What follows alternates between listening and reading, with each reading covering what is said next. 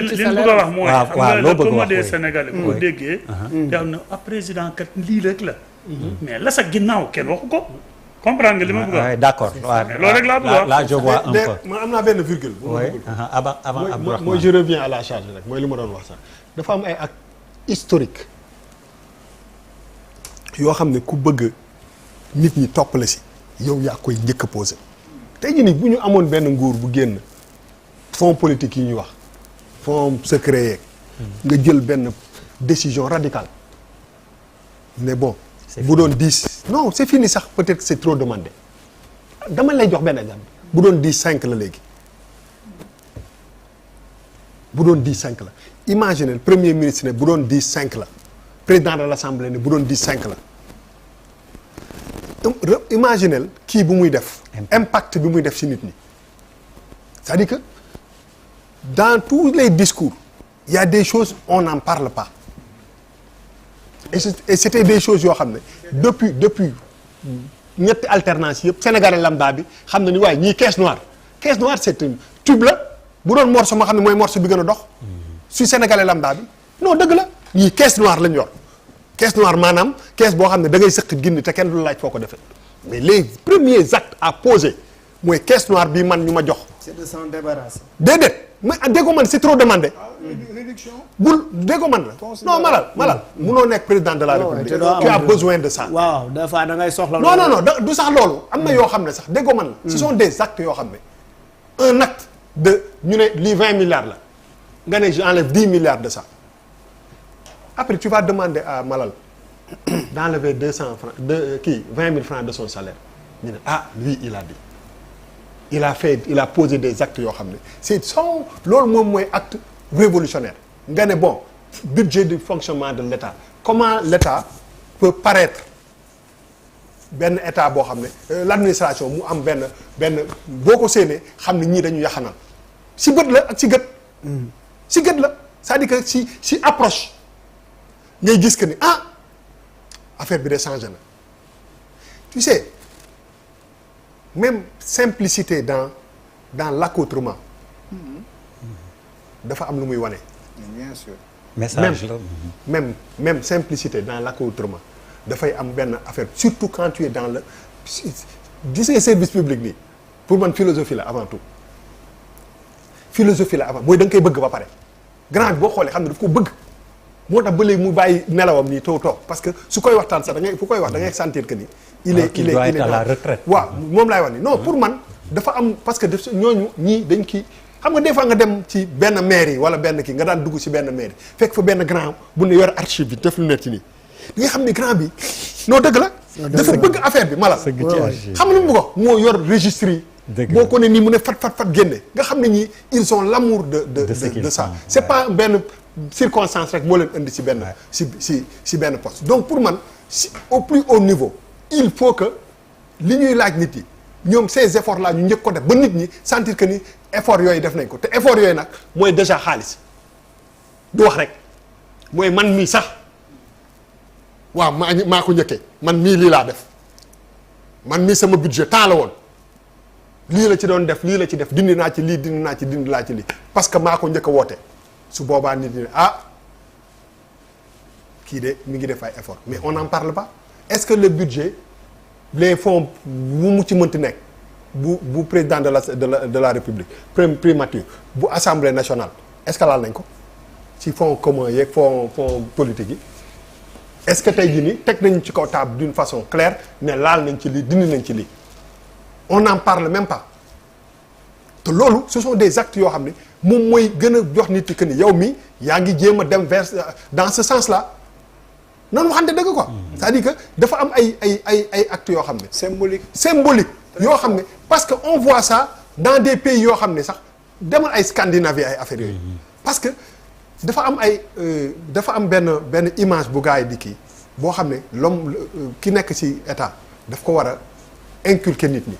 mooy que moi je suis désintéressé moom la premier ministre daf ko wax ku bëgg am ay milliards da ngay dem entreprendre ci. ça veut tout dire mais tey jii nii le président de la République dans un pays boo xam ne yaa ngi dem ci redressement bu metti ngay def plan de redressement affaire les premiers actes dañu war a symbolique c'est de la communication les gars ils ont pris des décisions. j'aime pas le terme communication. non quand je dis communication mooy gis nga nit ki pour man président de la république lu mu def dafay impacter nit ñi décision bu mu jël. ñun parce que boo ko defee ba pare il faut nga jottali ko nit yi. tey jii ñu xëy suba ba tax ma ne bëgguma communication. dafa xaw a jege propagande. non mais waaw dama doon daaneel rek ba tey dama lay dolli rek. xam nga non dama doon daaneel foofu. après yaa jël kàddu dama doon non mais des fois waxtaan. waaw day neex waaw mais man nga leeral la. fu ma doon daanelee. donc te waxtu booy def redressement dellu Touba jotoon na minuit lañ wax. non booy def plan de redressement. grand théâtre ngay woote Sénégal yëpp kaw nga communiquer ci biir communication bi nga ne le président de la République a pris cette décision tant moi j'ai pris cette décision tant kii jël na kii mais loolu mais nit ñi dañu naan ñii ils sont là pour que affaire bi nekk en commençant par donc loo munti def rek dafay raisonner c'est pas parce que da ngay inciter nit yi mais c'est un problème boo xam ne ñoom bi ñu nekkee ci kujje gi dañ ko daan décrier premier ministre dafa wax dafa aram donc ce sont des choses yoo xam ne c'est là dafa mel ni ay ñuy wax magistrature bi au conseil magistrature bi président daf ci war a jógee ci présidence beeg affaire yi ce sont des actes à poser boo bëggoon justice bi truc da ngay njëkk ñëw décision bi gën a kii nga xam ne yaa ko daan wax nit ñi da nga koy jël ñu ne kii de ba mu nekkee fee loolu moom mais boo ñëwee changé ko kii ko nii après ne waaye justice bi kiiwul après ça pose un problème donc je pense que am na ay actes yoo xam ne boo ko defee boo ko doon nëbb ku jël caisse noire diviser ko par 2 boo ko waxee nit ñi nañ ko mën a dégg nag wax ko mais defoo ko munoo ko wax waaw allez fi ma doon régie bi nga may signalé ni depuis minuit waroon nañ dem non gars yi dañuy agréé dañu pare na ci justement loolu laay xoolal maa la ñaan rek may ñu tuuti ñu yokk après ñu dem Touba waa Touba yi xaar am nga Bouba waaw je voulais donner un peu plus de profondeur à ta communication pour passer outre le terme communication parce que way politique yi dañ ñemee discours ak communication sama dégg la communication du gouvernement damay gis des fois nit ñi di reprocher le premier ministre ou le président de la République naan communication bi baaxul fekk affaire bi dépassé na communication da nga wax ay acte et acte yooyu mooy la vraie communication bi nga doon wax nii que ne dafa dem dans une dimension sociale quand je dis social pour évoquer le terme honnête et sincère honnête parce que damay delluwaat dama koy bëgg di ci delluwaat li opposant bi Bassirou Diomaye waxoon ne ku jëfam méngoowut ak waxam gorewoo candidat Bassirou Diomaye dafa wax ma koy dégg parce que foofu la Sénégal toll mooy Sénégal bu am 85 nit ñu dee loolooy Sénégal man damay bu ma gisee gars yi di doxal dama naan ñi est-ce que comprendre nañu Sénégal dafa frôler këpp te li ko gën a këpp yëpp dootul sax ay Adji Sarr Ousmane Sonko déedéet frustration mooy yëg-yëg bi askan wi am ne ñun ñi ngi torox di tumuranke ce petit groupe là di ñu nargué tey ñu ne Farba la suba ñu xoolee ko Lat Diop sans pour autant comprendre gannaaw suba ñu ne keneen la gannaawaat suba ñu ne Mame Mbaye Niang la mel ni ñoom dañ ñuy kokkali di dundee suñu alal ñun ñuy tumuranke bu ñu demee ci hôpitaux yi du ñu am lu ñu fayee dunduñu lekkuñu naanuñu ñu ngi tumuranke Sénégal boobu la ñuy jógee Sénégal boobu la Ousmane Sonko ak Bassirou Diomaye wallahi azim laa wax kilifa dëgg war ngaa jomb yor réew mi di sol lu rafet mbaa di ko fësal mbaa ñu gis ngay am yaram mbaa ñu yëg ne yaa ngi lekk lu neex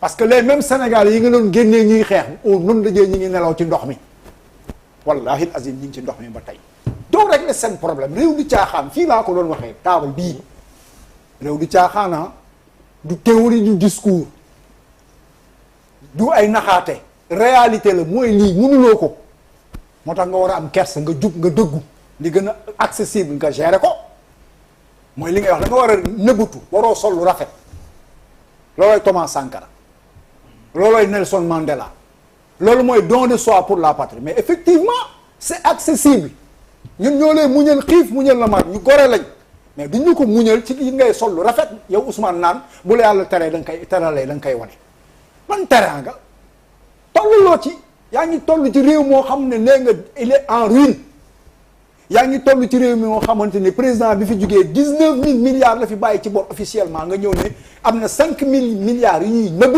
te fii ak 3 ans da nga ko war a éponger def ko urgence te gisaguñu ko yaa ngi ne da ngay redressement mais moom laa wax sànq kan mooy fayeku salaire u millions yi kan moo lekk fonds politique yu xaraam yi président de la République dafa am ay fonds spéciaux mu amoon opportunité respecter engagement moom bi muy engagé booy yi ci lutte bi gëmloo leen ni xaalis bii Macky Sall di jox ay militants am billaahi mën nañ ko dolli seen ceeb mën nañ ko dolli seen faju mën nañ ko dolli si ndox mi mën nañ ko dolli si courant bi yàlla ne la jëlal bi nga ñëwee tu as été incapable d'être honnête de respecter ton engagement de respecter les Sénégalais qui sont morts pour ces idéaux tu as préféré soit nga def ko say poche kenn xamul foo ko def wala nga jox ko say nit man foofu laa leen di woo buuba kersa googu ñu war a am ak ñun ci xaalis gii nañ def déclaration publique de patrimoine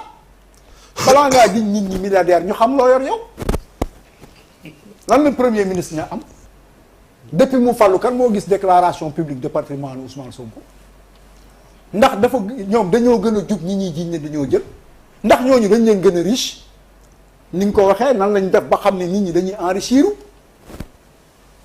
nan la Tahibou Ndiaye defe woon comment est-ce qu'on a justifié l'enrichissement de Tahibou Ndiaye comment est-ce qu'on a défendu Tahibou Ndiaye j'ai envie de dire quel Ousmane j'écoute moi Ousmane sous Tahibou ou bien Ousmane sous Amadou Ba bi mu fi doon jiñ fan yële ne ay fonctionnaire milliardaire ban Ousmane la ci bi justifié woon que ne Sénégal effectivement un fonctionnaire milliardaire mën na fi am Tahibou 7 milliards lañ ko toppee woon mu def médiation pénale lu mu bon joxe na 3 milliards ñu clore dossier ba te justifié nañ expliqué nañu ba jusqu'à ce que ni am na ñuy am ci ñoom 300 millions par an mais fois 3 ça te fait 900 millions c'est presque le milliard si tu investis tu es milliardaire c'est le système mauvais tant combattu mooy daw ba léegi système d'enrichissement légal oui légal maintenant ñu woo Guy Marius Sagna mu wax ñu ndax dafa légitime wala dafa légal ak ban moo ci gën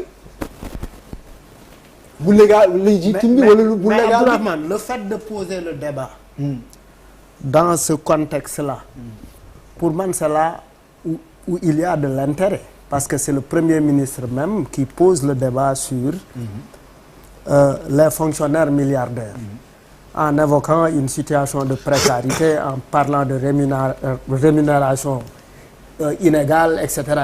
Pour man le fait de poser ce débat-là est fondamentalement important parce que ñoom ci seen bopp du ñu échapper débat bi parce que aujourd'hui quand tu poses le débat les fonctionnaires que les gens regardent ce ne sont pas les fonctionnaires qui exerçaient l'ancien pouvoir c'est les fonctionnaires de l'actuel pouvoir mooy li ma doon wax ça veut dire di nga wax fekk wax bi finalement sa bopp ngay waxal d'accord est-ce que tu comprends donc en fait finalement moo tax opportunité bi mais dafa am loo xam ne dafa am loo xam ne lu ñuy débattre la am loo xam ne lu ñuy poser comme acte la dama ni malal Sénégal bi li fi gën a yomb mooy respecter discours politique ci yenn fànn yi dama ni képp ku la gëmloo ne que cette économie va connaître une mutation positive de telle sorte que mu am dynamisme ma nit ñi mën a am emploi yu doy mën a faju nu doy ci ay laps de temps da lay nax munta ne te man dama bokk ci ñi gëm ne que état bi war nañ leen mën a muñal ñu comprendre que ne réew lu caaxaan dañ doon wax rek mais pour changer suñu économie bi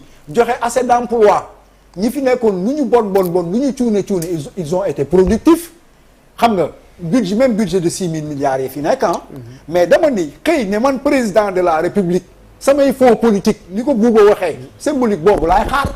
oui mais xaaral ma yegg ne mais Abdourahmane li ma d'accordul mooy bu ñu nekkee foofu on est dans le superficiel mooy ñoom def nañ lii ñoom wax nañ lii pendant ce temps pour man mooy li ngay wax c'est-à-dire nous dire que il y a des fonctionnaires milliardaires on le sait on sait également que c'est des gens qui avaient dit ceci et qui disent le contraire ça également on le sait mais maintenant ban opportunité la ñu sujet bi jox sujet bi daf ñu jox opportunité de dire écoute il y a grand Amath Gueye qui enseigne à Fumihara et qui a même enseigné aujourd'hui koo xamante ne ci la ku inspecteur des impôts ci moom la jaar président de la République ci moom la jaar et cetera et cetera lan la ñuy proposer concrètement pour que effectivement rééquilibrer parce que qu'est-ce qui justifie qu'un agent des impôts et domaines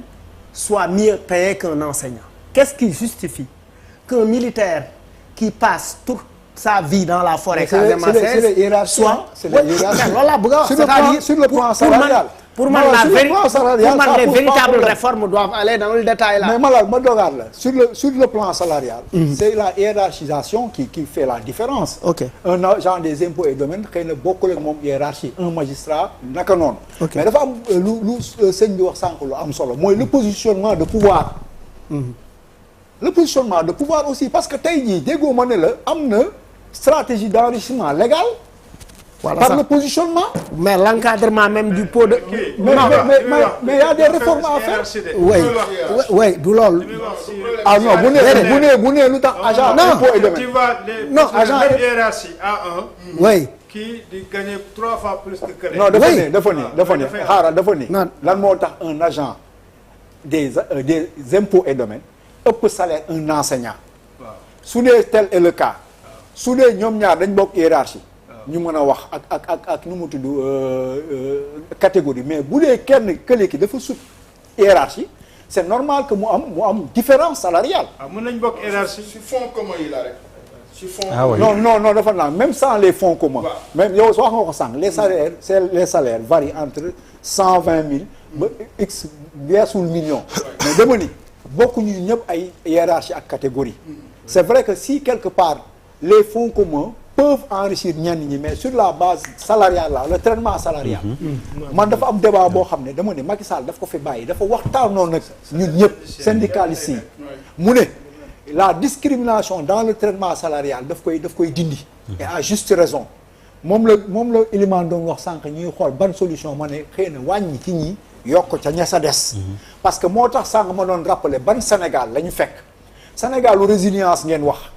Sénégal lu sacrifice moo tax acte symbolique bi am solo mu jugee ci kaw mais xam nga Abdourahmane mu jugee ci kaw que ni Abdourahmane boo ko defee Abdourahmane baal ma ama suñu góor gi dafa wax léegi nii dafa wax récompense am na loo wax sànq compense ak récompense c'est-à-dire qu'est-ce que l'agent des impôts et domaines fait que le policier ne fait pas pour être le militaire léegi le militaire c'est-à-dire xam nga l'agent de l'administration pénitentiaire c'est-à-dire xam nga dafa am xam nga en fait dafa am lu réel kan moo jàngal ñooñu ñëpp oui c'est l'enseignant on passe par l'enseignant mais quelle est la condition de l'enseignant il est dans des abris provisoires. ku leen di faj ba quelle ñuy est mën a la liggéey condition du sapeur-pompier. oui ki leen di faj bi leen di faj ba ñuy mën a liggéey. donc en fait. le policier qui assure leur sécurité. am na loo xamante ne le militaire am na loo xamante ne bu ñu koy wax pour man bu ñu koy wax il y a une dose de politique dans ce qu'il dit parce qu'on ne peut pas empêcher à un politicien à un chef de parti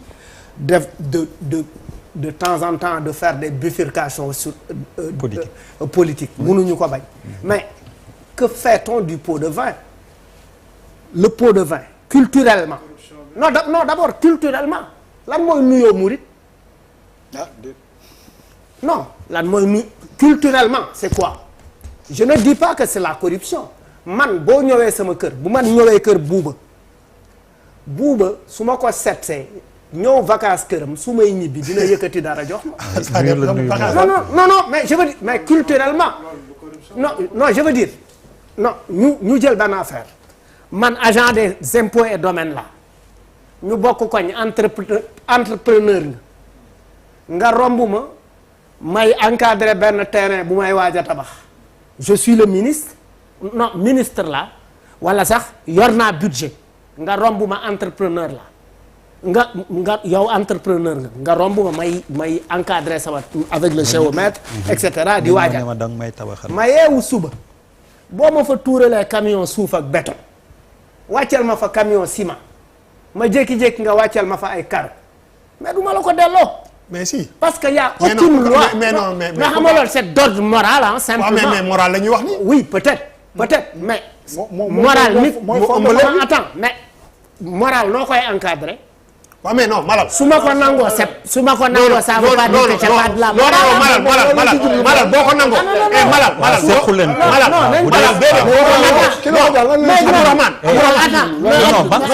Abdourahmane xam nga la mooy sam problème. bokkul ak yow.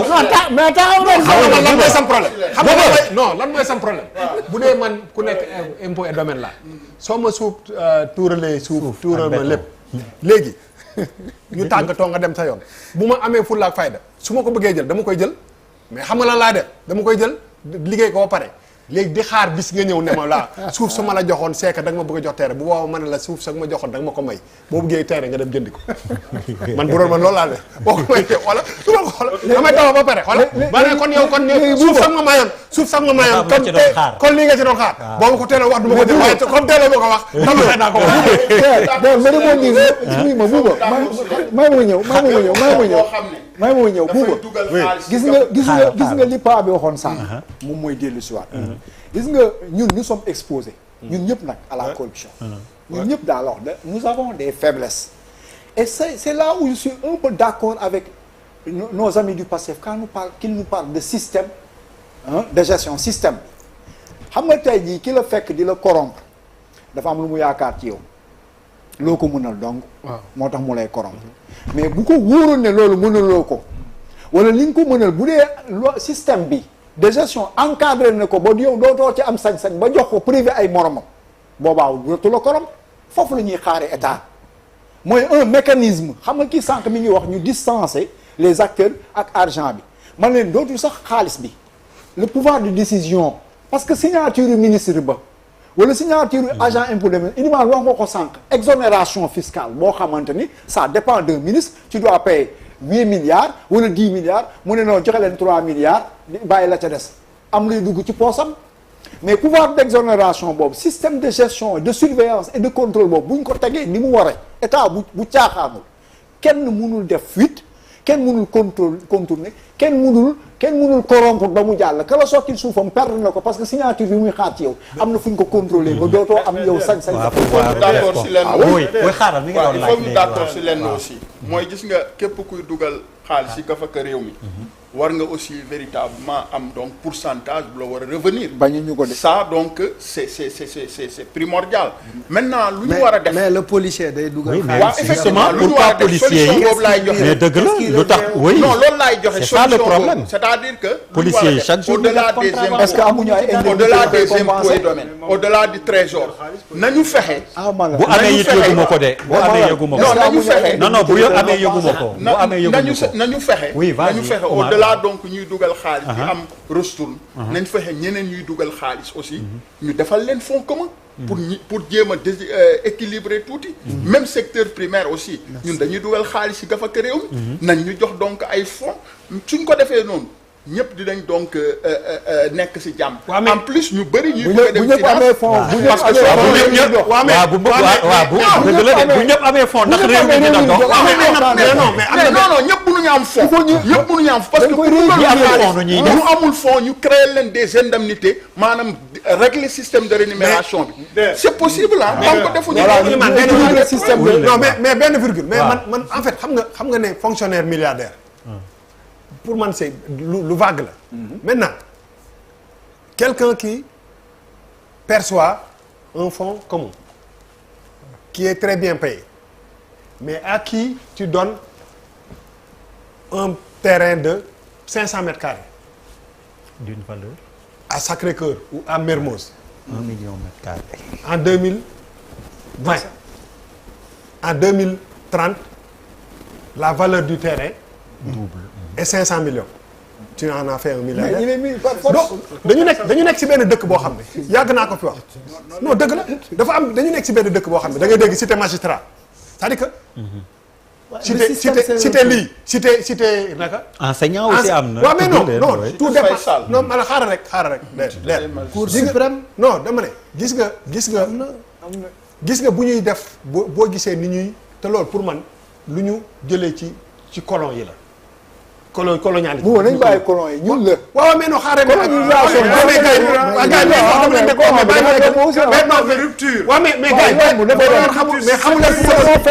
xamu leen fu ma doon dem rupture boobu mooy foofu la ñuy dem laa wax dama ne foofu la ñu war a dem dama ne tey jii nii dañu am benn bët bu ñuy xoolee yenn corps de métier yi ci réew mi moom laa ñoom ay nit yu nekk fii la bu ñuy dagg sax ay parcelles au lieu ñu jël corporation boo xam ne même ñi gën a li américain dafa benn terme bu muy tudd affirmative action maanaam mooy boole ku yor ak ku yorul ba nga xam ne nit ñi du ñu séparer par rapport ak seen niveau social ba nga xam ne di nga am immeuble tabax immeuble appartement di fa jar $500,000 am kenn ku ñu jaay $30,000 ku yorul dara mu dëkk foofu c'est une façon de mettre les gens ensemble donc li ma lay wax ni ñaata paa nga fi gis ñoo xam ne nekkatuñ fi seen kër bi leen état bi joxoon seen njaboot jaay ko ay milliards parce que seen position kooku il est milliardaire bu deewee ba pare sax c'est une façon de faire d'un fonctionnaire un milliardaire donc nit bi nga xam ne dafay am fonds commun ah di am salaire bu mag est-ce que kooku da nga ci war a teg jox ko un terrain qui a une valeur de 100 millions et kii nga xam ni suuf bi kii donc pour man ce sont des décisions yu ñu jël par rapport ak yenn corps de métier yoo xam ne ñoom ñëpp zone yi ñu leen di wutal mais dem ngeen xool zone yi ñu leen di wutal yëpp 10 ans après dafay multiplier par 10 wala par 20. mais kan moo leen koy jox. mais état moom laa lay wax ni donc dama ne xam nga il a dit donc aujourd'hui les grandes décisions est-ce que du ñan la ñuy kër ñëpp a ko war a am. mais équité bu ñuy jiwut kër pour yenn nit ñi nga xam ne ils perçoivent benn montant de kii bi ñooñu waroo leen dox un truc boo xam ne mooy ëpp doole ki nga xam ne amul kii amul moyen am na benn fonds commun soo koy touché mais pourquoi ne pas te dire ok yaa ngi touché fonds commun qui est à hauteur de ça l'État ne peut pas se permettre de te donner un parcelle tu as besoin d'un parcelle toi tu l'achètes. Ouais, mais ce sont les décisions à prendre parce que ñooñu ñëpp tey jii tey ku dugg tey non mais man waxuma rek impôt domaine xam nga du tax connotation beeg impôt domaine boo ko siyee foofu rek des fois ça peut truquer parce que dafa mel ni ñi nekk ci nguur gi impôt domaine lañ te loolu peut-être bëri na ci ay fànn yoo xam ne dañ ko war a xool tey jii nii yenn corps de métier fonctionnaire waaw aux fonctionnaires yi c'est-à-dire que l'État li muy def ci ñoom qui fait de futurs milliardaires c'est pas nécessairement les salaires. mais Bouba est-ce que tey jii le président de la République non le président de la République non le président de la République Bassirou Diomaye Diakhar Faye su defoon déclaration de patrimoine am bu la tege la wóoruma de. def na ko waaw non xaaral rek dama non def c'est une façon de boo dindee peut-être que fa mu dëkk. fan la. dara doon ci def non defal ndànk rek. fan la dëkk. mais da ko jënd. kan moo ko jox. waaw seen moom laa lay wax nii. waaw moo tax ma ne sànq ndax état. non mais ça revient non mais ça non li may wax nii dafa am kii déglu ma rek. dama ne. tey jii nii déclaration président de patrimoine du président de la République. li ci ëpp valeur. këram gi. waaw léegi kër gi fu mu ko da ko jënd. déedéet. waaw moom laay wax ni donc je te dis. mais fu mu ko jëlee mais moom non état moo ko jox déggool ma la. non ban état. waaw mais non mais defal quand je te dis état non syndicat la ñu wax. wóoruma à 100% non dama ne. nañ ne état. waaw mais non defal daal un fonctionnaire bu trampam ak at yi mu def ci kii bi bu demee jënd benn terrain ci kii foofu peut-être que mën nañ ne kii wóorama ni boo seetee ba seet ci syndicat la ñu parce que dañu joxante ay terrain. xam nga loolu bu ñu ko seetee ba seet ma ne nga jël ci déclaration de nga dem ci déclaration de patrimoine. mais Bouba comme que da nga nekk ci télé tamit xaaral ma wax la tamit. bàyyi ma daaneel non dama lay interrompre. da nga nekk ci télé. waaw boo nee bu ñu ko xaw a oyofalee ni état le message ne passe pas. waaw mais non comme si c'est l'état qui avait décidé de waaw mais Abdourahmane nag mënoo mais du état mais je suis désolé mënoo bàyyi ma mais du état waaw mais laisse-moi formuler aussi mes pensées. waaw mais nag Bouba du état mais non waaw mais d'accord non da nga ma koy fi may waxee ak peut-être que yow ni nga koy. parce que même moom dans sa déclaration waxul ne Abdourahmane s'il te plaît rek laisse bàyyi ma non dama ne on parle de fonctionnaire milliardaire ci loolu la ñu nekkoon.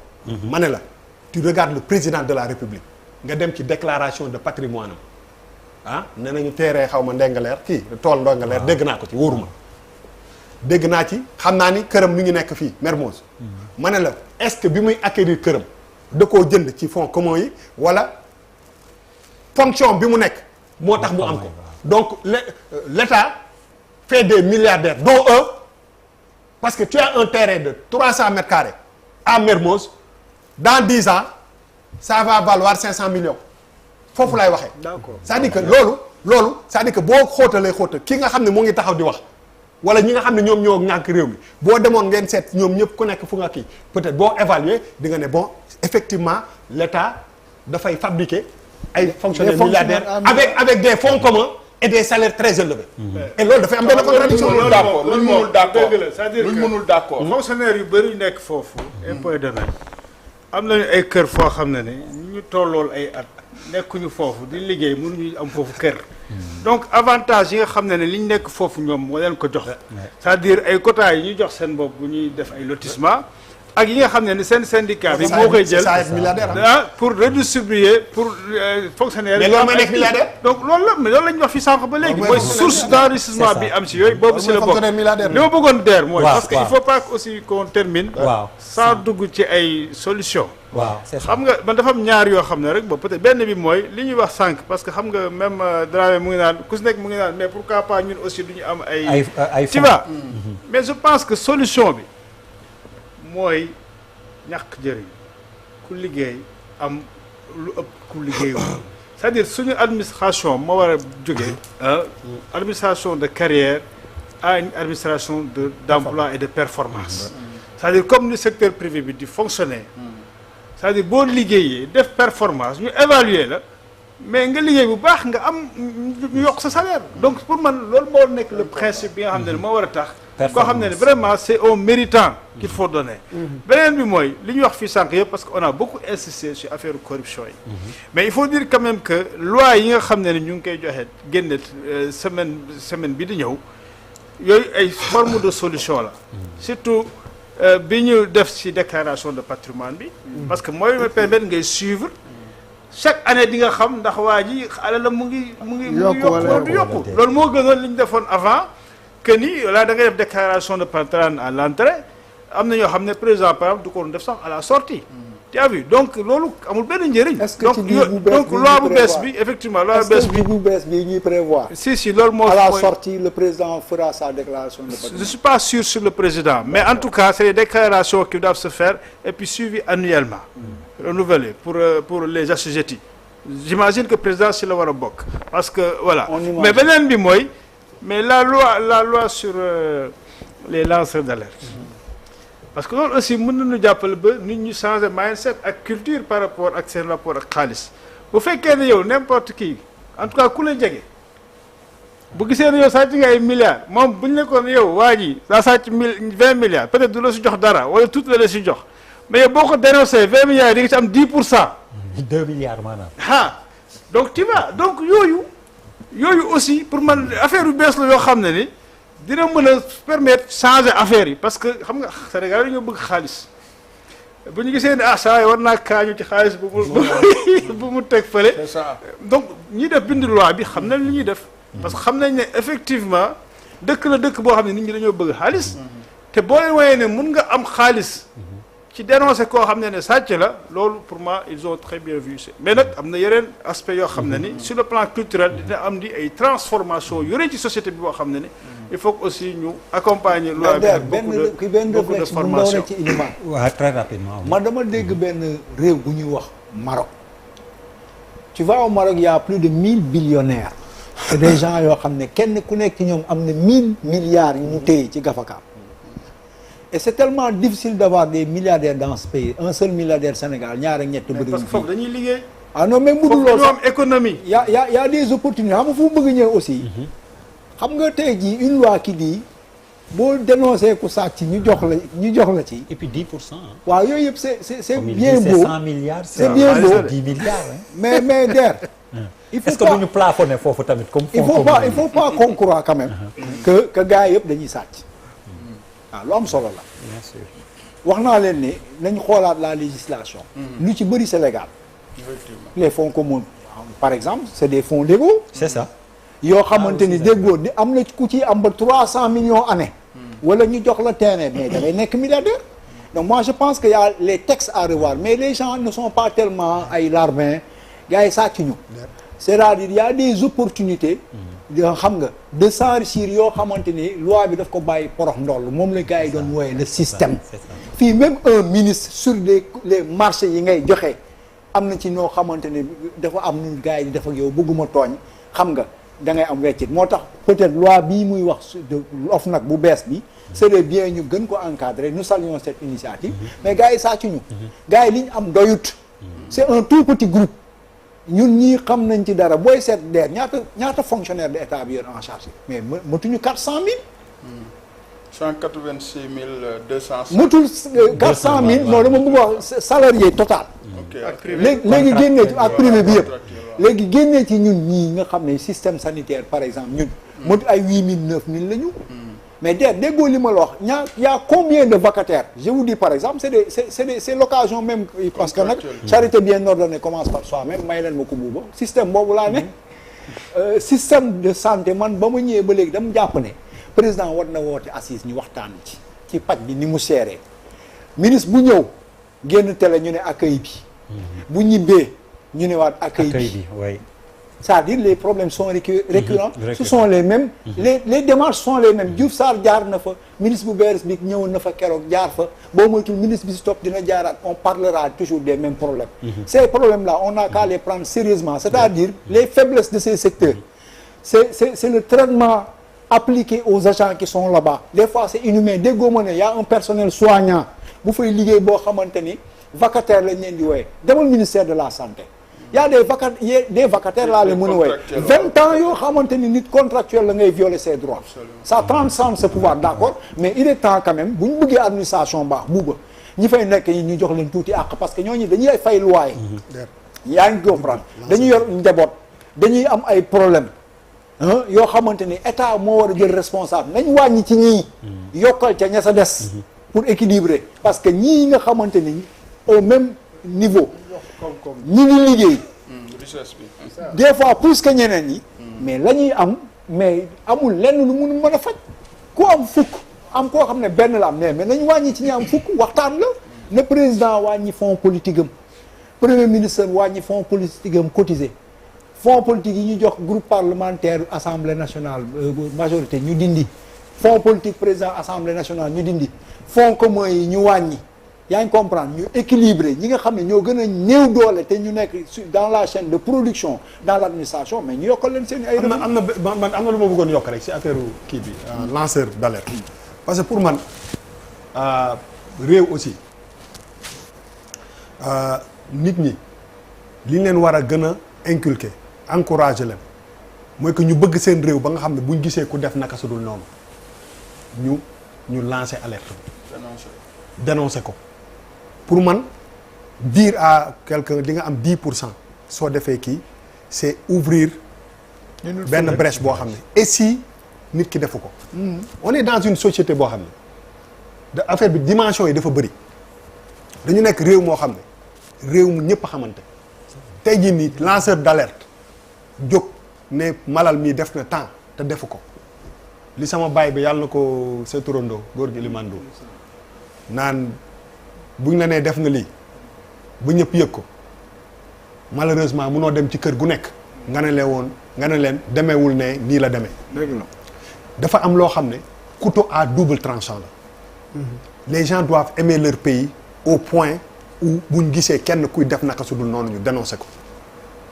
mais quand tu mets de l'argent parce que tiiñal nit soit mu am wala mu bañ a am mais doy porte presse waaw mais lu mu ci mënti nekk on est dans un pays porte presse yow tey jii nii Kocc Barma kii mu tudd nu mu tudd affaire bi kii yi nu mu tudd kii bi ñuy nu mu tudd seen PV yi ma ngi ca biti Elimane ñeenti yoon juróomi at yi lan moo fi nekk lu secret te génnul ci biti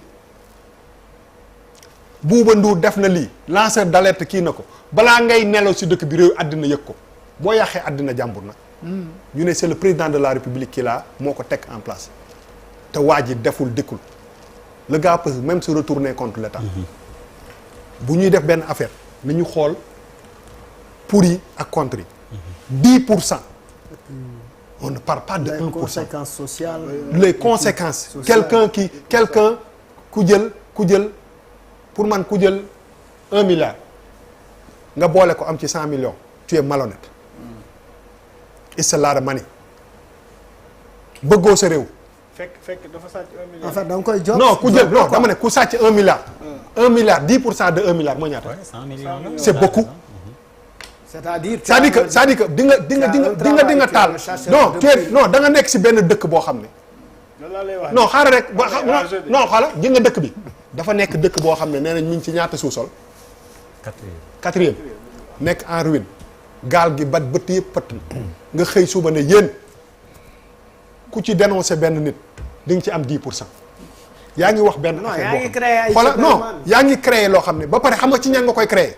kan moo nekk aux affaires du ñoom xanaa président wóorul ñu mu àndal parce que ñun ñëpp nag ay sénégalais lañ loo wóolu dina am ay Demba Ndiaye yoo xam ne dégg naa ko mu naan dans l'intimité même de vos bureaux dégg naa ko boo leen fa toogee na ngeen fàttaliku lii c'est-à-dire que réew mi ñun ñëpp ñoo ko bokk non malal réew mi ñun ñëpp patriote beeg APR beeg Sénégal bu ñu bokk ak Sénégal jëm kanam ak Bougane Gueye Dany ñun ñëpp ay sénégalais lañu. xoola defal ndànk rek malal ñun ñëpp ay sénégalais lañu c'est-à-dire que yaa ngi créé benn affaire boo xam ne ki sa camp yow bokk ñoom ils sont aux affaires yaa ma déglu réew mi toll na foo xam ne nit ñi ñeme nañu yàlla ñeme ñoo boo xam ne waxuma ni duñu ci jàpp benn wala ñaar de mais wóor na ma ni boo maytul ñañ cay tooñ yàq seen àddina yàq seen réputation moo ci gën a bëri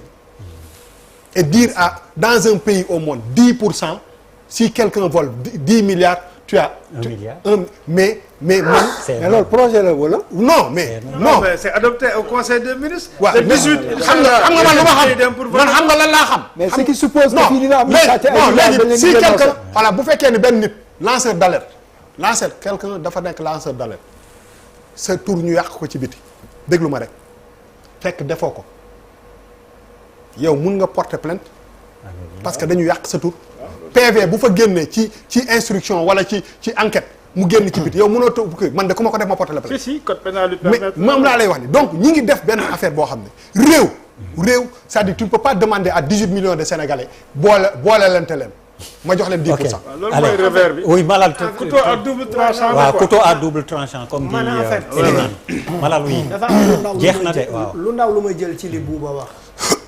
te premier ministre wax ko ne même dans l'intimité de vos bureaux. non président moo ko wax. waaw président wax ko xam nga dans l'intimité de vos bureaux boo ko waxee Macky waxoon na fii je ne protégerai personne et on a vu effectivement nan la affaire yi mujjee c'est-à-dire entre ce qu'on dit et ce qu'on fait foofu la problème bi nekk c'est-à-dire jusqu'où on ira avec les promesses c'est-à-dire en termes d'application pour man affaire bi romb nañ léegi di wax affaire bi quoi. malal xam nga ñoo na nekk les plus grands lanceurs d'alerte. bu bul yàq émission. non bii allez Abdou non der dimbali ma bii dafa neex. ñenn ñoo nar a gën a nekk léegi. bu ma doon opposant lanceur d'alerte lay nekk. lanceur d'alerte kay chaque jour ma woote. yow woote de du nitu dara. tu es protégé amoo la ñàkk bu dul dëgg léegi le lanceur d'alerte xam nga sama rongoñ xam nga ñoom dañu gaaw sama rongoñ bu génnee rek ñu def ko débat national génnati na de mais di reetaan la du jooy non dama ne tey jii nii le lanceur d'alerte moi je suis un opposant qu'est-ce qu'il risque je suis un opposant je prends mon téléphone tu es protégé non de loolu la ñu wax je dis à immunité tel ministre a volé temps dox ci suuf PV ba génn man li ma bëggoon am naa ko je suis protégé tu donnes à l'opposition une arme fatale mais je suis opposant je ne cherche que un soi-disant scandale wala lu ñu kii fii réew mi koo fi xam na sa mbokk wala xam na sa njaboot tu crées un précédent boo xam ne faut faire attention. c'est-à-dire que pour man y a des décisions yoo xam ne bu ñu leen di jël et puis dimension yëpp et puis quelle est l'urgence yëpp dañu war a xool ba nga xam ne ëllëg doo jël benn créer dara loo xam ne da ngay injustement da ngay accuser ay nit ñoo xam ne léegi bu dee nit boo xam ne la nit bu la jege la mais Bouba dans ce cas-là c'est-à-dire dans la gestion des affaires publiques il y a les administrateurs yu am responsabilité supposons ma nekk ministre des finances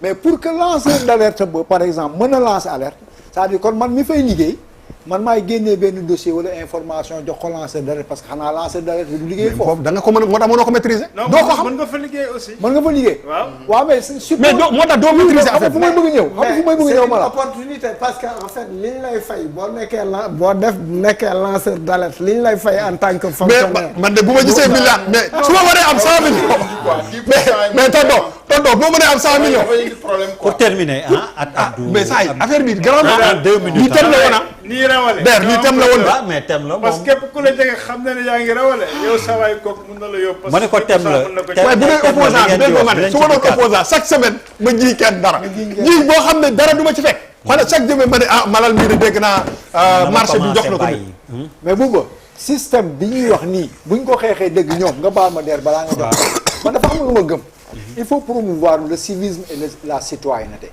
et keroog maa ngi doon wax ne que il serait bien que xale yi ñu teel leen intégré ñu xam lan mooy code de la famille xam lan mooy code pénal xam parce que malal mi ngi koy wax Sénégal sànq li ñuy xamul dafa bëri donc civisme bi ngay promouvoir plus que compétition pécuniaire mais mooy li ma doon wax waaw mais beneen bi mooy xam nga fu ma bëgg a ñëw dama gëm ne fii am na système de gestion bu ñu fiy def fii nii seen kër gi kenn du fraude parce que tamit c'est faire un aveu que ni dinañ neexal nit pourcentage ci li ñu sàcc dafay mel ni yow d'emblée d'accord nga dinañ sàcc alors que am na système boo xam ne bu ñu ko tegee nag wax dëgg yàlla kenn warul mën a détourner suñuy xaalis. alors depuis sànq ñi ngi may signaler ñi ngi war delloo antenne bi Touba en route pour le Magal Abdou Diakhoumpa en 2 minutes rek finalement avec problème yi ñu wax yëpp concernant les hauts fonctionnaires est-ce qu'il ne faut pas poser aussi le problème de la formation à l'ENA.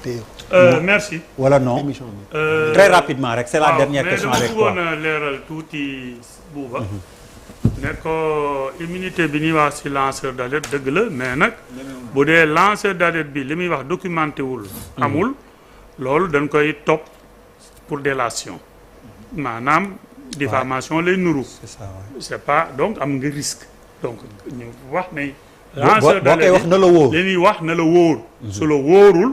mën na wëlbatiku sa kaw ba nga dem ndungu si. waaw mais alerte mooy lan alerte moo bi defal ndànk grand. alerte mooy émission bi yëpp d'accord nañu. non defal ndànk non grand. alerte émission bi yëpp d'accord nañu mais xoddeeku. non bii pam xam nga lu tax d'accord ñu bii pam ne moom dañu jéngu nag grand dañu jéngu xam nga lu tax ma koy wax. c'est-à-dire que man laajte naa fii ndax alerte bi ndax lanceur d'alerte dafay am immunité. buy lancer alerte. waaw bu dee dëgg la mën ñu ko topp par rapport ak loolu. waaw moom la xam nga moom la yow li ngay wax ak moom li wax bokkul déggoo ma ne la man ma xëy ne waa ji de immeuble bii dafa mel ni moom moo ko moom mën nañ ma ci topp bu dee lanceur d'alerte la. mais il faut tant que yaa ngi dugal procédure bi. waaw kenn mënu la attaquer ci alerte bi ngay lancer. waaw mais alerte bi aussi encore une fois dafa am fu muy jaar. dafa bu fekkee fi ngay liggéey dañu am benn organe boo xam ne mooy toppatoo loolu. sinon nga dem yóbbu ko of nag nga koy yóbbu. boo ko munti dugal. boo ko dugalee lundi mardi matin àddina bi yëg ko Sénégal la ñu ne yéen a ko gën a xam. waaw mais loolu nag beneen affaire beneen problème la. loolu beneen problème mais normalement y a un secret. ayca wala léegi mu wuyu dugal ko ba pare leen yow sa bopp génne ko ci. waa léegi wuyu leen Abdou. non damay leeral si lanceur d'alerte bi. moo di li ngay wax dafa laa war a wóor. du da ngaa war a xëy rek nit ki neexu la baa nga xëy. jéebaani nit pour yàq ko loolu laay wax c'est-à-dire li ngay wax daf la war a wóor dafa war a doon loo xam ne dafa am saa boo defee parce que alerte aussi bu ñu koy wax lanceur d'alerte du lu la neex wax.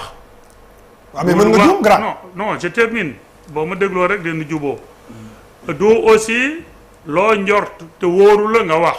ak yow sa bopp wax nga ko léegi man nga yàq derub doomu aadama. loo tax lanceur d'alerte bi.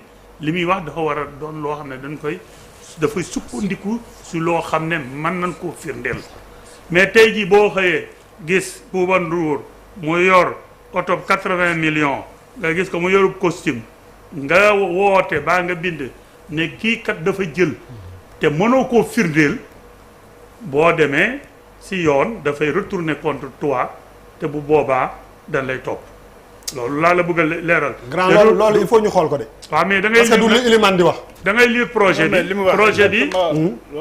mais da ngay lire projet bi boo ko amul aussi. mën nañ la ko yónnee parce que mi ngi si portable. léegi am naa benn question. non loi bi mooy boo jiiñee nit il faut que tu sois sûr à 100%. léegi bu am marge d'erreur mënul am mënoo être persuadé de quelque chose ne kii njortu yëpp xam nga dem ci ne. kii dafa def lii nga dem ba ci biir fekk am na loo maîtriser wu. parce que lu nekk rek enquête moo ko mën a nga dem ba ci biir enquête génne que ni lii nga doon wax pour yow à 100% dëgg la nga dem ba ci biir dara changé ci. su boobaa. waaw mais tu te trompes de bonne foi la ñuy wax. voilà mais c'est prévu. ñu ne tu peux te tromper de bonne foi loolu kenn du la topp de bonne foi. ah de bonne foi ah si si ok kon bonne foi a bien dit bonne foi. waaw léegi après gars yi ku ci wax da nga naan léegi après bonne foi. mais li ngay wax nag.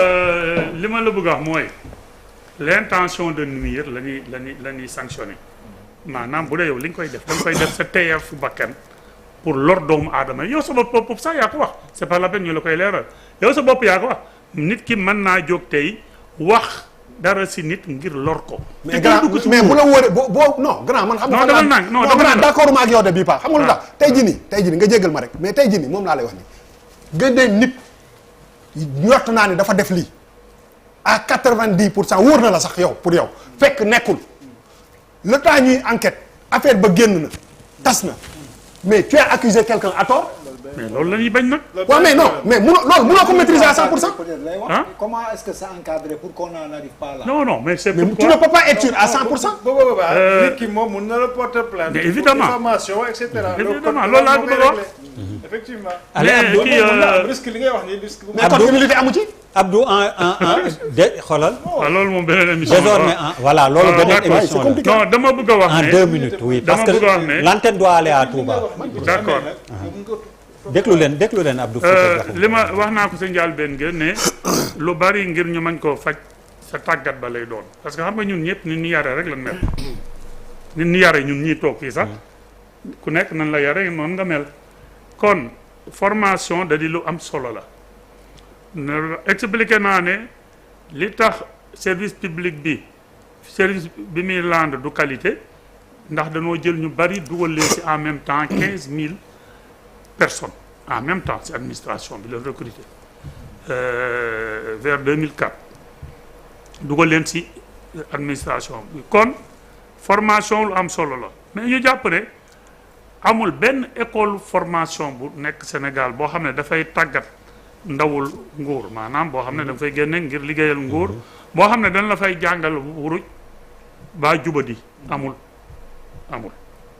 un cours de magouille ou d'arnaque ou de prévarication bu ñuy jàngale amul te defe naa ñi ma xam buñ ko déggee war nañ koo xam ndax li ma xam suñu jàngale bari na mais nit ku nekk àddina la yàlla bindee kon nu jàpp ne tàggat ba war nañ koo seetaat mais ngir nga tàggat produit dama koy wax souvent damay wax ne pour avoir de bons profits il faut que les meilleurs forment mais les meilleurs ne forment plus dans les écoles looloo tax itam produit yi ni am du doon produit yi gën te li si ëpp boo ko seetloo formation ba waroon a am nit ñi rigueur ba sa waroon a am dootuñu ko def ndax Sénégalais xam nga léegi bëggatul rigueur ni bu njëkk même d'ailleurs li koy wane mooy xoolal ni ñuy corriger dictée certificat bu dee yow xelaat nanu ne moo ba na nga ko déggee nga ko bindee mën nañ ko lire ñu ne baax na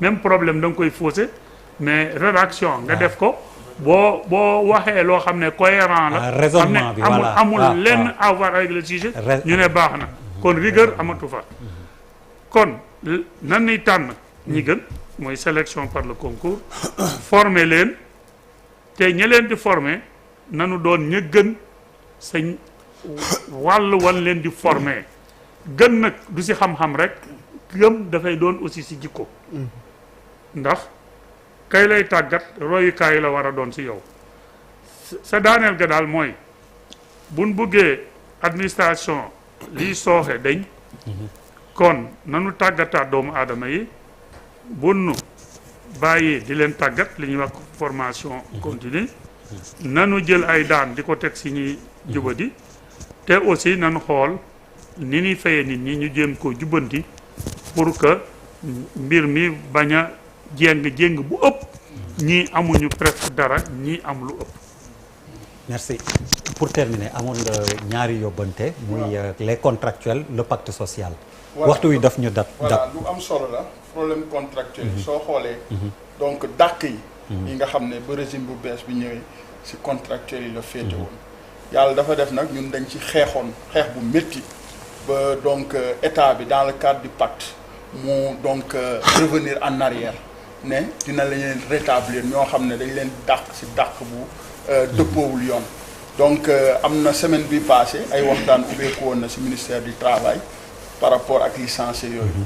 donc maa ngi vraiment remercier Birame Souleye Diop parce que ñun suñ xeex ak moom métti woon na trop sur les 44 travailleurs yu miin yu ñu dàqoon décidé na jëlaat leen loolu vraiment donc c'est une très bonne nouvelle xam nga beneen bi aussi mooy 93 travailleurs yi nga xam ne dañoo dakkaloon seen contrat ci ministère du travail depuis 1994 ñu am na ñoo xam def nañu 20 ans depuis 1 an ngi nii bañ leen dàqee jëlaatuñu leen loolu aussi vraiment nañ leen jëlaat beneen bi aussi mooy waa SONAGED def nañu vraiment 13 mois yoo xam ne ñu ngi continuer liggéey mënuñ leen fay ba léegi parce que seeni contrat yu leen signé loon véritablement le nouveau DG de la SONAGED mu ngi indi problème ñun ñi nga xam ne ñu ngi liggéey mënoo leen fexe donc ba fay leen sañ salaire ñu ngi dindu ci ay situation yu méttee métti ministère de la jeunesse aussi ak des sports am na donc vraiment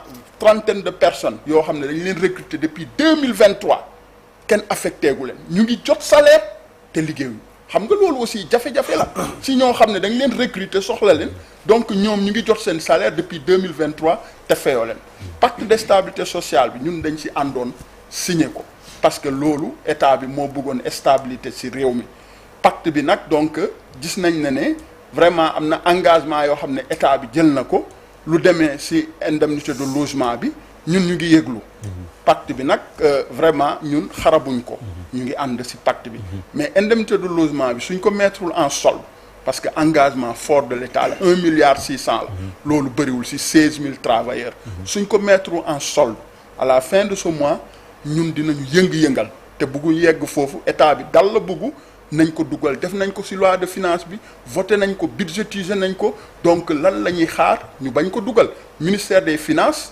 ñoom ñoo ko war a dugal parce que premier ministre président joxe nañ instruction donc nañ ko dugal beneen bi aussi fu may jeexale mooy suivi pacte bi dañoo waxoon ne dinañ mettre en place donc benn comité bu premier ministre di jiite ba léegi comité boobu taxawagul donc vraiment ñun d'accord nañ en tant que organisation syndicale ñu am stabilité ci monde syndical bi mais nag ku nekk na respecter sa engagement ñun ba léegi ñu ngi respecter suñuy engagement état bi su respecté wul ñun dinañu jàmmaarloog ak ñoom waa justice aussi maa ngi leen di feddali vraiment samay encouragement parce que xeex bi métti woon na ci ñun la ñu bokk am nañu accord ak état métti woon na trop vraiment loolu aussi donc maa ngi leen di féliciter wax leen ne comme ñun nuñ ko waxee rek le syndicalisme c'est la lutte seule la lutte libère di leen remercier di leen di gërëm. di leen sant dafa am loo bëggoon tàggoo waxtu wi daf ñu dàpp lebal nañ ma 1 heure de